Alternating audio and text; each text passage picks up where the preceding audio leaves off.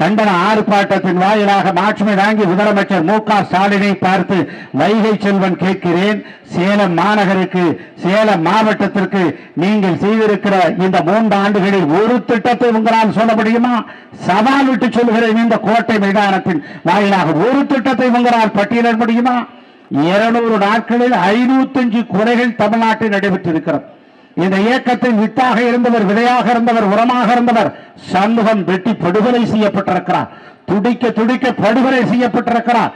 இந்த காட்சியை பார்த்த போது பொதுச் செயலாளர் கண்ணீர் விட்டு கதறி அழுதார். தொண்டர்கள் எல்லாம் கதறி அழுதார்கள். ஆக ஒரு பகுதி செயலாளராக இருக்கிறவருக்கு பாதுகாப்பில்லை, அண்ணா திராவிட முன்னேற்ற கழகத்தினுடைய மண்டல குழு தலைவராக இருந்தவருக்கு பாதுகாப்பில்லை என்று தமிழ்நாடு முழுவதும் எங்கு பார்த்தாலும் கொலை நகரமாக தலைநகரம் மாறிக்கொண்டிருப்பதை எண்ணி பார்க்கிற போது சட்டம் ஒழுங்கு எங்கே போயிருக்கிறது? சட்டம் ஒழுங்கு சந்தி சீரித்துக் கொண்டிருக்கிறது அல்லவா?